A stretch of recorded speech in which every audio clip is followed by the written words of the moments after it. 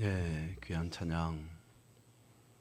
오직 우리의 여러분의 삶 속에서 주만 바라보고 주만 의지하는 그 삶이 영원히 이어지는 그런 삶이 될 수 있기를 소망합니다.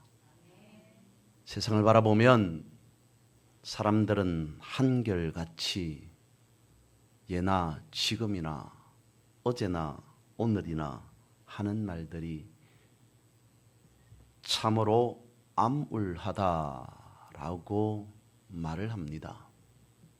정치적으로, 경제적으로, 사회, 문화적으로 세상 어디를 보더라도 밝은 면이 없다는 듯이 암울하다, 혼탁하다, 어렵다라고들 이야기를 합니다. 과연 그렇겠습니까? 사람들은 그렇게 말을 할지라도, 세상은 어렵다고 말할지라도, 그러나 믿는 우리만큼은 그렇지 않습니다. 왜냐하면 우리에게는 빛 되신 주님이 계시기 때문이죠. 전지전능하신 주님이 지금도 살아 계시기 때문에 세상을 바라보면 혼탁하고 어렵고 암울할지는 모르겠으나 빛 가운데 있어 주님을 바라볼 때 주님은 우리와 함께 하시기에, 주님은 전지전능하시기에 우리는 여전히 소망 가운데 있습니다. 희망 가운데 있습니다. 생명 가운데 있습니다. 라고 고백할 수밖에 없습니다. 그런데 여러분, 중요한 것은 세상이, 사람들이 어둡다고 말하는 그 가운데 있어 우리만큼이라도, 나만큼이라도 주님을 의지함으로 우리가 한 줄기 빛이 되어야 한다는 것입니다. 우리가 한 아래 밀 아래 삶을 살아가야 한다는 것이죠. 어둡다고 말하는 그 시대에 주님께서 원하시는 진실한 일꾼, 그 사람이 누구인가 주님은 찾으신다는 겁니다. D.L. 무디라고 하는 유명한 전도자가 있죠. 세계적인 복음 전도자 무디가 청년 때에 있었던 일화입니다. 그가 구두방에서 일을 하면서 한 교회에서 학교에 열정적인 봉사를 하며 살아갑니다. 왠지 모르게 자기 자신도 모르게 교회 학교에 열의를 쏟아붓자 너무 교회 학교가 잘 되는 겁니다. 안 그래도 열정이 있는데 그 열정을 어린 아이들에게 쏟아붓는 대로 효과가 나타납니다. 얼마나 기분이 좋았던지요. 그야말로 신이 나서 교회 학교에 봉사를 하고 있던 어느 날 두 사람이 그를 찾아옵니다. 무디 선생님, 잘하고 계시는데 선생님께는 무언가 부족한 것이 있습니다. 그 부족한 것을 위해서 우리가 앞으로 기도하겠습니다. 라고 말합니다. 그런데 무디가 들을 때 자신은 교회 학교를 위해서 지금까지 열정을 쏟아붓고 있었고, 그리고 교회 학교는 너무도 잘 되고 있는데 뜬금없이 두 사람이 찾아와서 무언가 부족하다라고 하는 말을 합니다. 자신을 판단하는 듯 합니다. 당신이 무언가 잘못하고 있다라고 하는 것을 지적하는 것 같습니다. 그런 말로 들립니다. 기분이 매우 언짢습니다.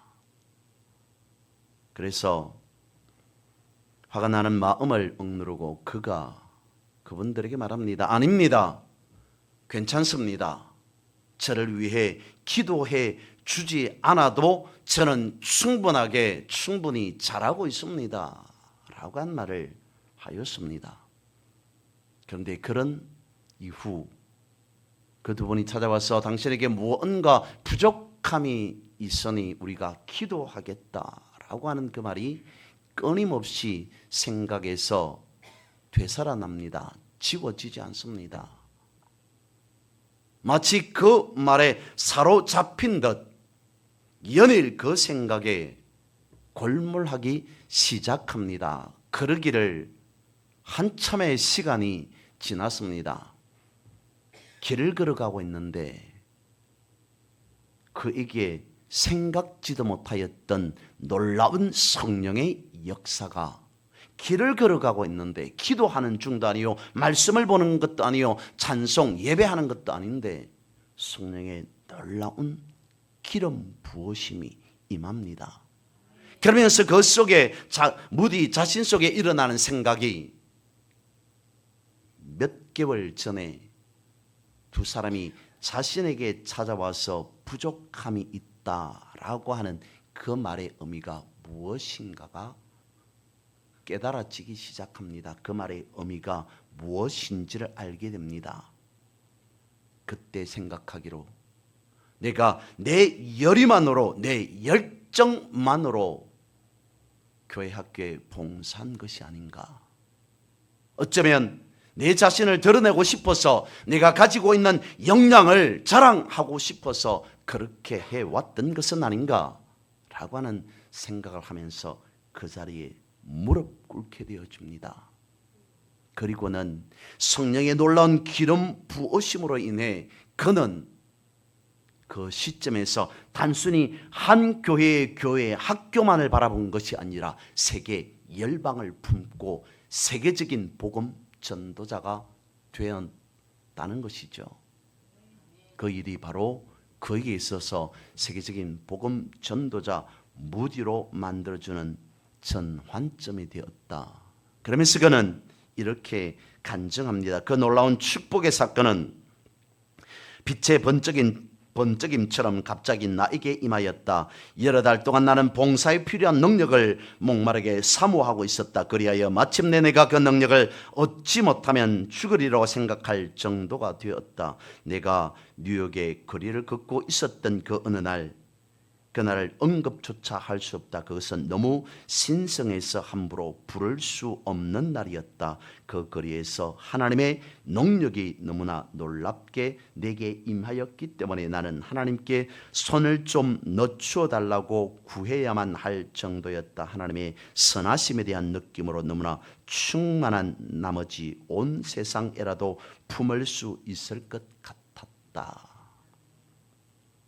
그장 무디도 누군가의 충언을, 직언을 새겨 들었습니다. 물론 그가 처음부터 그분들의 말을 듣고 뉘우치고 깨닫고 회개한 것은 아니었을지라도 그 사람들의 말을 그냥 한 귀로 듣고 흘려버린 것이 아니라 도대체 이 말의 의미가 무엇인가? 내가 잘하고 있는데 승승장구하고 있는 것 같은데 이 말을 한 연유가 무엇일까 생각하고 또 생각했다는 겁니다. 어쩌면 하나님 앞에 제가 잘못하고 있는 것이 무엇입니까? 주님, 저는 잘 모르겠으니 가르쳐 주십시오라고 그렇게 오랫동안, 몇 개월 동안 그가 기도하였던 것은 아니었겠습니까?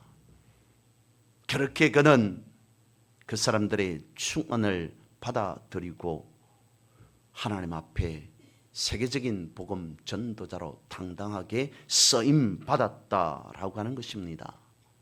그렇다면 오늘 이 시대를 살아가고 있는 우리는 무엇을 구해야 하겠습니까? 본문의 말씀을 통하여서 한번 살펴보고자 합니다. 오늘 본문의 말씀을 보면 이스라엘의 위대한 선지자 엘리야가 등장합니다. 등장했다기보다는 엘리야가 하나님께서 허락하신 자신에게 주어진 사역을 다 마무리하고 성경에 기록된 바 같이 하늘로 들려 올라가기 일보 직전 성천하는 그 모습이 오늘 본문에 기록되어져 있죠.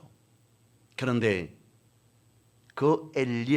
그런 엘리야를 뒤에서 바짝 따라붙는 엘리사, 이름도 비슷한 엘리사라고 하는 제자가 있습니다.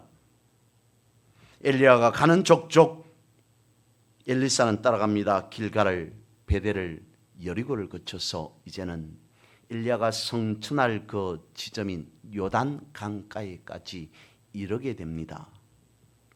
그때 엘리야 선지자, 그러니까 엘리야의 제자 생도들 약 50여 명이 두 사람의 모습을 멀리서 지켜보고 있습니다. 그 가운데 놀라운 기적 하나가 나타났죠. 엘리야가 자신의 겉옷을 벗어서 요단 강물을 내리치니 애굽에 출애굽한 이스라엘 백성들의 모세에 의한 그 역사와 같이 요단 강이 갈라지게 됩니다. 그리고 두 사람 엘리야와 엘리사가 요단 강을 건너가게 되죠. 그리고는 엘리야가 하늘로 들려 올라가기 전에 엘리사에게 묻습니다. 본문은 그렇게 되어져 있지 않습니다. 그런데 제 느낌입니다. 이것은 어디까지나 제가 본문을 읽으면서 느낀 느낌입니다. 라고 하는 것을 먼저 말씀을 드립니다. 엘리야가 생각할 때 너무 귀찮을 정도로 엘리사가 쫓아옵니다. 따라옵니다. 어디를 가든지 엘리야가 이곳을 가면 저곳을 가면 식당을 가더라도, 아니 심지어 화장실을 가더라도 화장실 앞에까지 엘리사가 쫓아옵니다. 엘리야의 입장에서 너무 귀찮을 정도입니다. 도대체 왜 그렇게 따라오느냐, 왜 그렇게 나를 쫓아오느냐, 왜 그렇게 귀찮게 하느냐라고 할 정도로 엘리사가 엘리야를 따라붙입니다. 엘리야가 마지못해서 이제 얼마 있지 않으면, 조금 있으면 하늘로 들려 올라갈 것 같은데, 엘리사가 너무도 자신을 따라붙이기에 마지막에 엘리사에게 묻습니다. 왜 나를 귀찮게 마지막 이 순간까지 쫓아오느냐, 따라붙느냐, 도대체 이유가 무엇이냐라고 하는 생각에 들어서 엘리사에게 말합니다. 도대체 왜 끝까지 나를 이렇게 따라오느냐, 이유가 무엇이냐라고 묻자 엘리사에게 드디어 기회가 왔습니다. 엘리야가 도대체 원하는 것이 무엇이냐라고 하는 것을 묻자 엘리사가 말합니다. 스승님이 가지고 계셨던 그 갑절의 능력이 저에게 부어지기를 원합니다. 오늘 본문의 말씀대로 한다면 당신의 성령이 하시는 역사가 갑절이나 내게 있게 하소서. 스승님께서 가지고 계셨던 그 능력 저도 받고 싶습니다 라고 엘리사가 엘리야를 향하여서 말합니다. 그러자 엘리야가 난색을 표합니다. 아니, 어떻게 그것을 내가 너에게 줄 수 있느냐?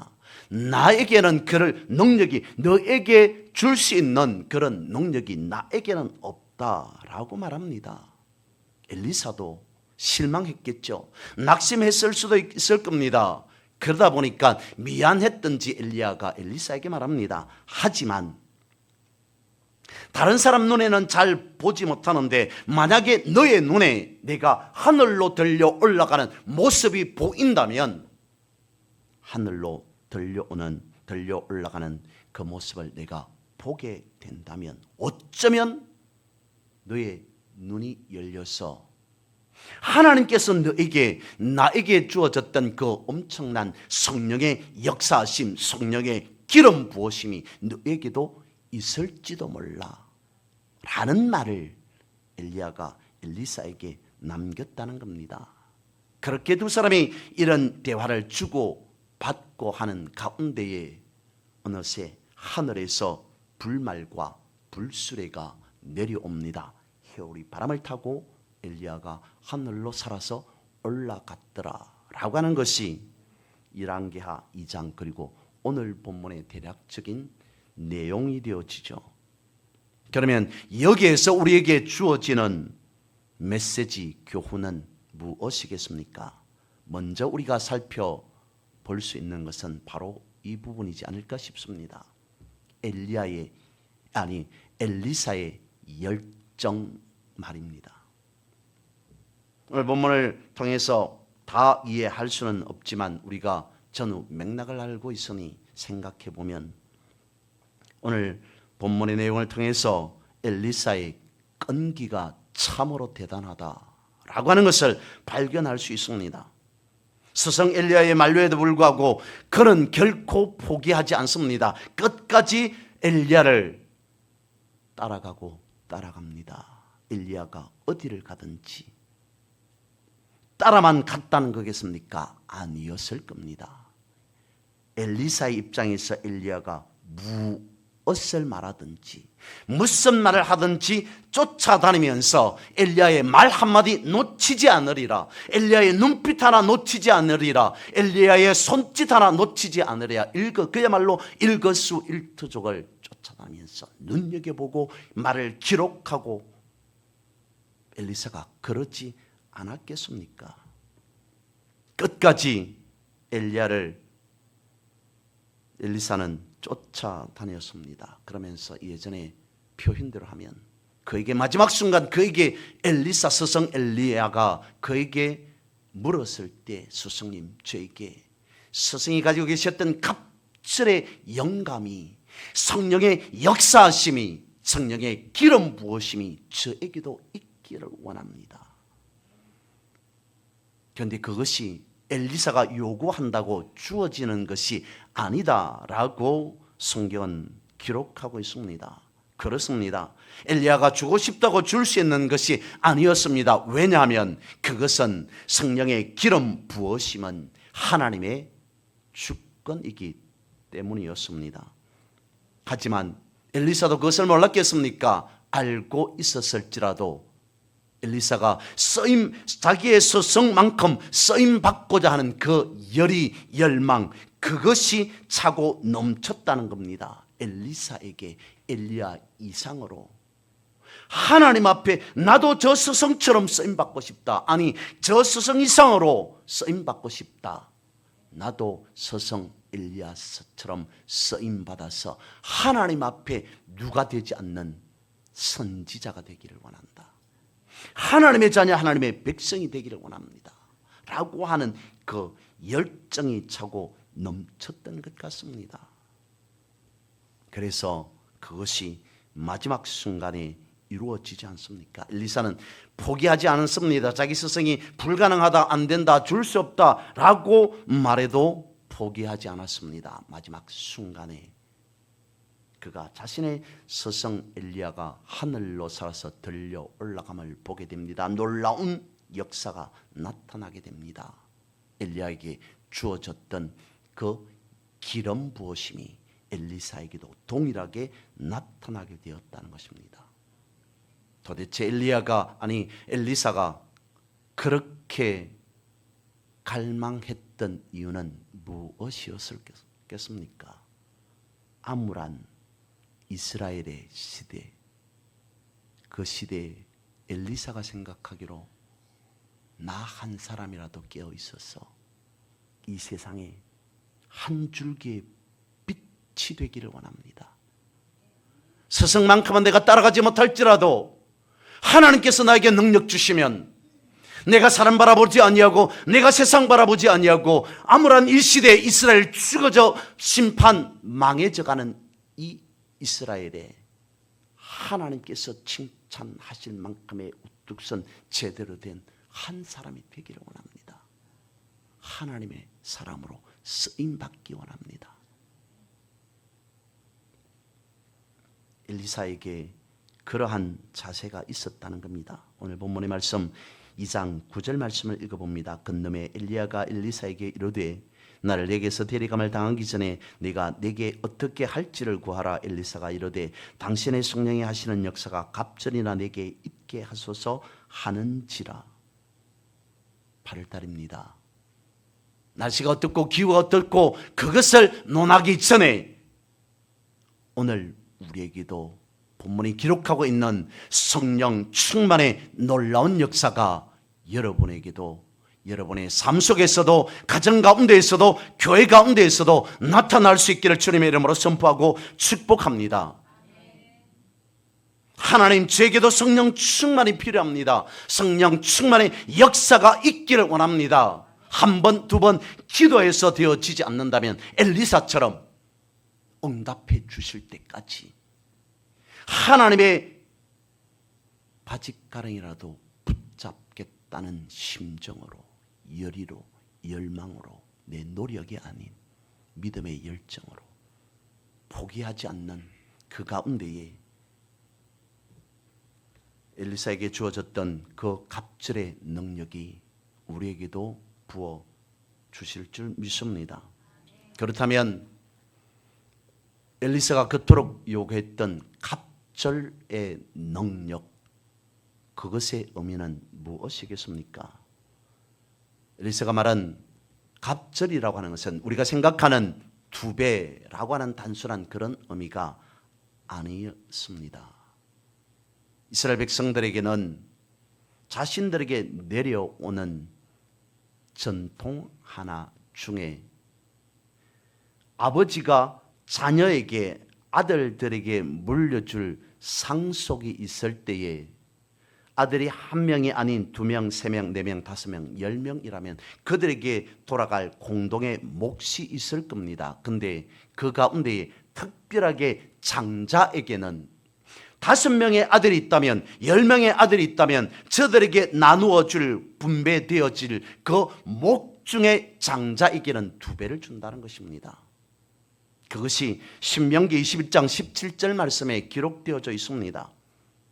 자녀들이, 아들들이 받아야 될 그 목 가운데에 장자에게 주어진 것은 다른 아들이 받을 만큼의 몫의 2배를 장자에게 주어지는 것이 장자권으로 되어져 있습니다. 엘리사가 엘리야에게 요구하였던 갑절의 성령의 역사하심, 기름 부으심, 그것은 엘리야가 가지고 있었던 2배의 능력이 아닌 선지 생도들에게 돌아갈 성령의 기름 부으심이 있다면 그 가운데에서 자신에게는 다른 사람에게 주어지는 2배의 몫에 해당하는 그 기름 부으심이 있기를 원합니다 라고 하는 것이 갑절의 의미라는 것입니다. 그러면 이것을 요구하였던 엘리사의 뜻은, 의미는 무엇이라는 거겠습니까? 스승님, 아니 하나님, 저는 스승 엘리야를 대신해서 상속자가 되기를 원합니다 라고 하는 의미가 있다는 것이죠. 스승 엘리야를 대신해서 제가 직속 후계자가 되기를 원합니다. 예수님의 관점에서 보면, 제자를 부르신 예수님의 관점에서 보면 엘리사는 이렇게 요구하였다는 것이죠. 하나님, 저는 하나님의 수제자가 되기를 원합니다 라고 하는 그 의미가 갑절의 역사, 능력, 요구한 그 의미에 포함되어져 있다는 것입니다. 하나님, 저는 하나님의 상속자가 되기를 원합니다. 쓰임받기를 원합니다. 하지만 다른 사람들보다는 더 크게 온전하게 쓰임받는 하나님의 선지자, 하나님의 자녀가 되기를 원합니다. 그리하여서 그 능력을 받아서 제가 하나님의 일을 감당하고 싶습니다. 아무란 그 당시 말씀드린 바와 같이 엘리사는 한 줄기 빛이 되어서 하나님의 이름을 나타내고 싶었던 겁니다. 하나님께 영광 돌리고 싶었던 겁니다. 이스라엘 백성들을 하나님께로 인도하기 위해서 엘리사 그가 요구하였던 것은 갑절의 영감, 갑절의 성령의 역사하심, 그것을 요구하였다는 것이죠. 그리하여서 스승 엘리야가 성천하였을지라도 엘리야의 그 빈자리를 메꾸어서 온전한 하나님의 일꾼으로 나는 자원하기를 원합니다. 내 마음이 정해져 있습니다. 나는 그렇게 하나님의 온전한 일꾼으로 쓰임받기를 원합니다. 영적인 상속자가 되기를 원합니다 라고 하였던 것이 엘리사의 갑절이라고 하는 그 의미 안에 들어가 있다는 것이죠. 여러분, 다시 축복합니다. 엘리사처럼 갑절의 성령의 능력을 받아서 여러분들의 삶 속에서 세상 가운데 주님께서 성경으로 우리에게 말씀하시는 것 같이 빛이 되고 소금이 되는 그런 삶을 살아가는 여러분 되시기를 주님의 이름으로 선포하고 축복합니다. 우리가 잘 아는 출애굽기 15장, 이스라엘 백성들이 광야를 지나가면서 마라를 만나고 엘림을 경험하게 되는 그 부분, 쉬운 성경으로 한번 살펴봅니다. 모세는 이스라엘을 이끌고 홍해를 떠나 수로 광야로 들어갔다. 수로 광야에서 사흘 동안이나 계속해서 걸어갔지만 도무지 먹을 물을 구할 수 없었다. 그러다가 마라에 이르러서 물을 발견하였지만 물이 있어서 도저히 마실 수 없었다. 그래서 그곳의 이름을 마라라고 불렀다. 물을 마실 수 없게 되자 백성들이 모세에게 불평을 늘어놓았다. 도대체 우리더러 어디 가서 물을 마시라고 하는 거요? 모세가 여호와께 도와달라고 부르짖었다 그랬더니 여호와께서 나무 하나를 가리키셨다. 모세가 그 나무를 물에 던지자 단물이 되었다. 바로 그곳에서 여호와께서 이스라엘 사람들이 지켜야 할 규정을 정해 주시고는 다음과 같이 그들을 시험해 보셨다. 너희가 만일 너희 하나님 나 여호와의 말을 잘 듣고 내가 보기에 올바르게 살며 나의 명령을 귀담아 들어 모든 규칙을 잘 따른다면 내가 애굽 사람들에게 내렸던 질병을 너희에게는 내리지 않으리라. 나는 여호와 너희의 병을 치료해 주는 이이다. 이스라엘 사람들이 엘림에 이르렀다. 거기에는 샘물 12줄기와 종려나무 70그루가 있었다. 이스라엘 사람들은 그 샘물 곁에 진을 쳤다.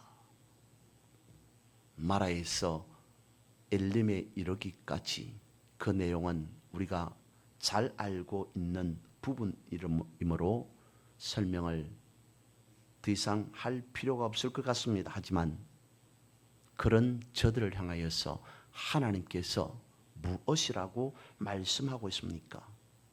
너희가 만일 너희 하나님 나 여호와의 말을 잘 듣고 내가 보기에 올바르게 살며 나의 명령을 귀담아 들어 모든 규칙을 잘 따른다면 내가 애굽 사람들에게 내렸던 질병을 너에게는 내리지 않으리라. 나는 여호와 너의 병을 치료해 주는 이이다. 여호와 라파, 치료하시는 하나님, 회복해 하시는 하나님. 우리의 삶에서 때로는 마라도 있을 수 있습니다. 하나님 왜 저에게 이런 쓴 고통을 허락하십니까? 라고 토로할 수도 있습니다. 그러한 때를 만날 수도 있습니다. 하지만 마라를 주시기 위해 하나님이 존재하는 것이 아니라 그 과정을 넘어서 극복하고 엘림을 예비한 하나님. 다시요. 그것이 육신의 질병이든 마음의 어떤 상처이든 건강이든 무엇이든 재물이든 무엇이든지 간에 하나님께서 나에게 주시고자 하는 것은 마라가 아닌 엘림이라는 겁니다. 모든 것을 치료하시는 하나님, 회복해 하시는 하나님. 그런데 그 회복이 우리가 누렸던 그 이전의 영광보다 오늘 본문의 말씀에 있는 것과 같이 갑절이나 더해지는 회복. 욥을 통해서도 말씀하고 있습니다. 믿음의 선진들을 통해서도 말씀하고 있습니다. 오늘 본문을 통해서도 말씀하고 있습니다. 하나님께서 치료해 주시고 회복하게 해 주실 때 더 좋은 것으로 주시는 하나님. 갑절의 은혜, 능력이 여러분들의 삶 가운데에서 풀어지기를 소망합니다. 주님 말씀하시면 이라고 시작되는 찬양 가사는 이렇습니다. 주님 말씀하시면 내가 나아가리다. 주님 뜻이 아니면 내가 멈춰서리다. 나의 가고 서는 것 주님 뜻에 있으니 오 주님 나를 이끄소서.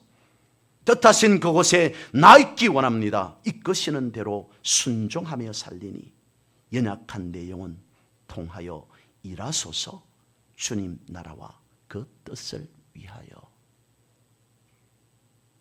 엘리야처럼 엘리사처럼 우리도 고백하여야 합니다.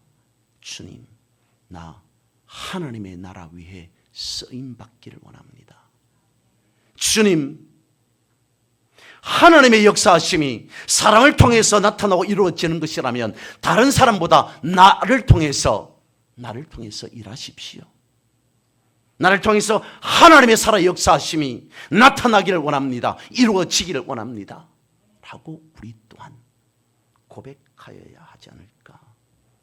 그런 믿음의 신앙의 열망, 열의, 그것을 성령의 능력으로 우리가 구할 때 엘리사가 요구하였던 것과 같이 우리 또한 하나님의 상속자로 살아갈 수 있음을 믿습니다. 세상이 말하든지 사람들이 말하든지 설령 우리가 그렇게 여기든지 혼란한 시대, 어두운 시대라고 할지라도 많은 문제가 있는 세상 가운데에서 여전히 해결되지 못한 그런 문제를 안고 살아간다 할지라도 그 가운데에서 우리가 하나님 안에 있으니, 믿음 안에 있으니 우리가 그 문제에 어떻게 반응하여야 되는가. 50명의 선지 생도들처럼 멀리 서서 수수방관하며 지켜보는, 그러면서 자기들끼리 수군대며 떠들어대는 그런 사람으로만 인생을, 삶을 살아갈 것인가?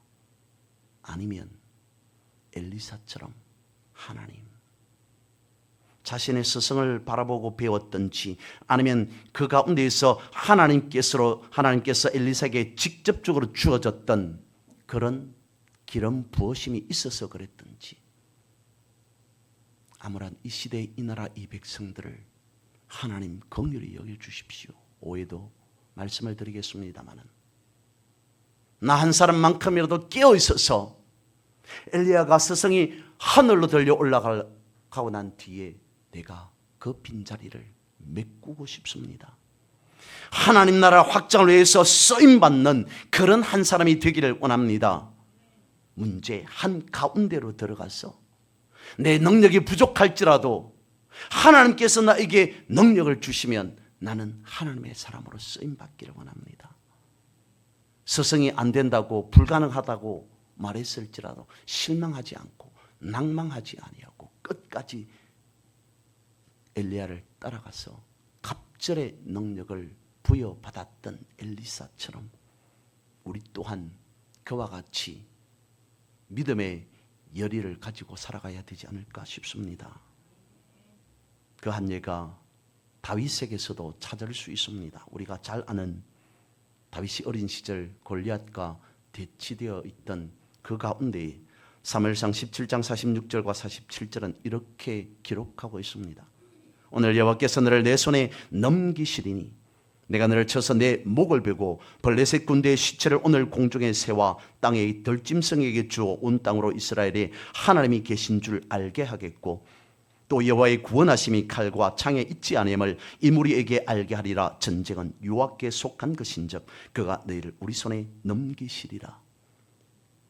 세상적으로 보면, 인간적으로 보면, 이치적으로 보면, 논리적으로 보면, 과학적으로 보면 무엇을 대입하든지 골리앗과 다윗은 상대가 적수가 되지 못합니다. 모든 군사들이 블레셋 장수 앞에 나아가기를 꺼려합니다. 그런데 다윗이 당당하게, 어쩌면 오늘 본문의 말씀과 같이 무너져가는 이스라엘, 그 나라를 바라보면서 어린 소년 다윗이 나라를 대신해서, 아니 하나님을 등-입고 하나님의 힘을, 능력을 입고 적군 앞에 나섭니다. 그러면서 하는 말이 여호와께서 너를 내 손에 넘기시리니 전쟁은 여호와께 속한 것이라. 세상 속에서 치료해야 할 우리에게 나에게 주어진 영적 전쟁이 있다면 다윗처럼 싸워야 하지 않겠습니까? 문제가 산적해 있다면, 어려운 부분이 있다면, 해결받지 못한 부분이 있다면 그 문제 한가운데로 들어가서 하나님, 나에게 엘리사에게 주어졌던, 엘리야를 통해서 엘리사에게 주어졌던 그 갑절의 능력을 나에게도 주십시오.